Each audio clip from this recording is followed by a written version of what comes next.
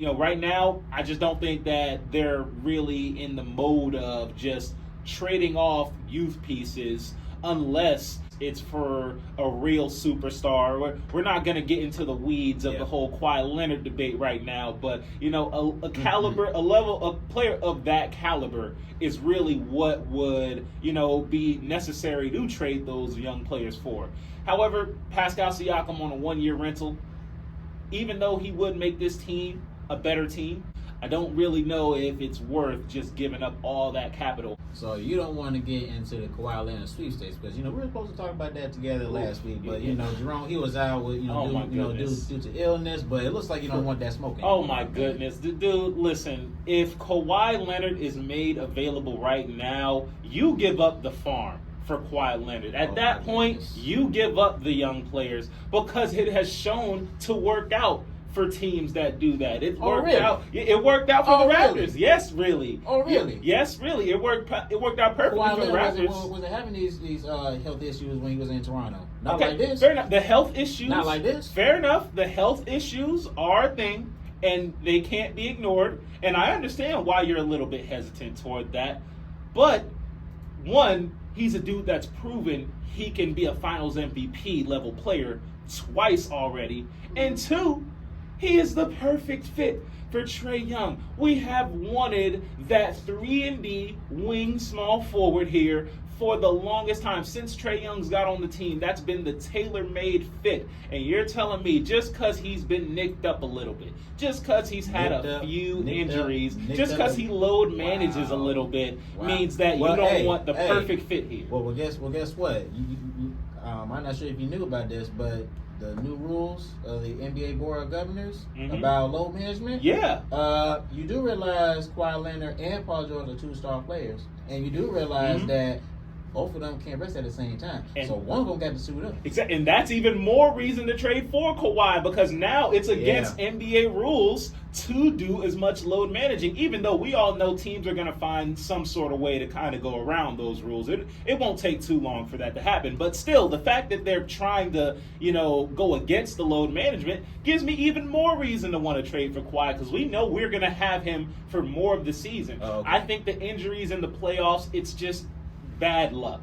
It's really bad luck. That's bad luck. Bad luck for the past 2 years. Okay, so you're telling me that you're going to trade, say, DeAndre Hunter, Adrian Griffin, maybe throw, I don't know, Kobe Buffkin in there. I mean, just to give almost the same trade package we offer for Siakam. So you give up those guys, and I don't know. I mean, okay. What would be your trade-off? I'll do you one better. Hey, look, if the Clippers, because it's Kawhi, so they're going to want a little bit more. If they ask for DeAndre Hunter, AJ Griffin, Jalen Johnson, 3 first-round picks, I'm doing it.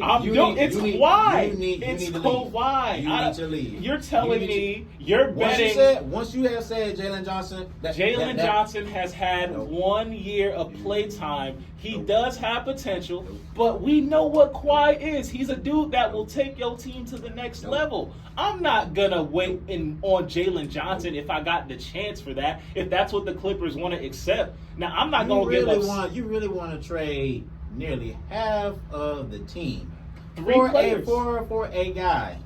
Or, okay. That can lead us to the finals. Maybe not half of the team, but you're talking about getting up key players for a guy that may not be able to play for us 50% of the time. Especially if you get it. Say Kawhi Leonard, he rests for the entire season for the entire 82 games. Okay, we make it to the playoffs, and you only need him 16 wins. That's all we need him for. And he can't even be there for 16 wins. Hey, you saw what happened last season. I mean, he went into the postseason, and then next thing you know, he played for a couple games or however many it was, and then next thing you know, he was out for the rest of the postseason. They looked like they were about to beat Phoenix. They looked like they were about to beat Phoenix. Yeah, about to. But you're willing to take on that chance. And now on top of that, you still got to pay the guy. Okay. So you're going to pay all that money and take up that kind of a risk and go all these young guys. Because I have seen him with other players, other point guards lesser than Trae Young, be able to get the job done. And in a conference with Boston, with Milwaukee and Giannis, with the MVP Joel Embiid, with the Miami Heat, who just seem to be in the picture all the time, you need an equalizer. And, Pascal Siakam, that's a nice thought. That's a safe thought. But if you want to go for it, you got to risk it to get the biscuit. You got to go all in to get that championship. And even though health concerns are a thing, health concerns were a little bit of a thing when he got traded to Toronto, too. He missed a good chunk of that season right before he got traded. A lot worse. A lot worse. If you can't even play 50% of the time, and really, I would need for you to be available 70 or 80% of the time. That's why I tell people when it came to Boston trading Marcus Smart for Kristaps Porzingis. Now, on paper, yeah, I think Boston's already the best team in the East at least, but with adding Kristaps Porzingis, yeah, that definitely puts them over the top. Now, we don't know about Milwaukee just yet.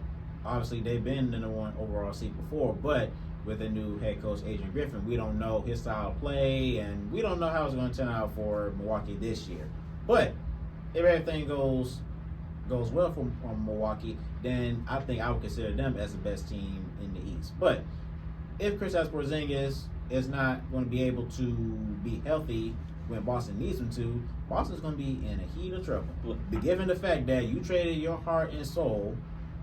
And I get it. Boston, they need a big. Al Horford is getting older.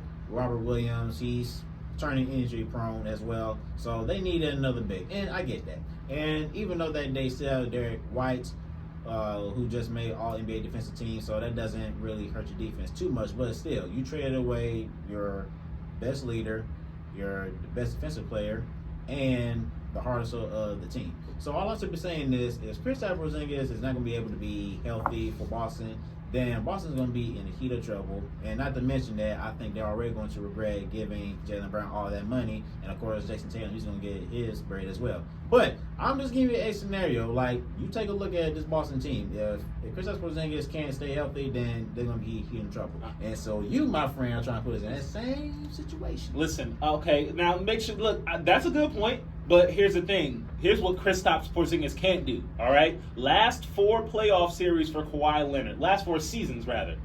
30 points, 8 rebounds, 5 assists, 2 steals. That's his last 4 playoff years. Last 50 games in the playoffs. He is a game changer. That is something that will push the Hawks to the next level. You want a championship and Kawhi Leonard is available. Now, this is all like, if the Clippers kind of go downhill again. And, if, again, it probably would have to do with injury issues, of course, which is the ironic part about it. But if he's available, you got to take that swing. And I would do it for him. I would do it for Paul George, who's dealt with similar issues. And heck, I'd even do it for Zion Williamson if he's ever really made available. So you got to go with talent sometimes. Injuries are a lot to do with luck. And Zion's injury history is not as bad as Kawhi's or even Paul George. So I would take more of a swing on Zion, but for a guy like Paul George and Kawhi Leonard, who can't even play nearly half of the season,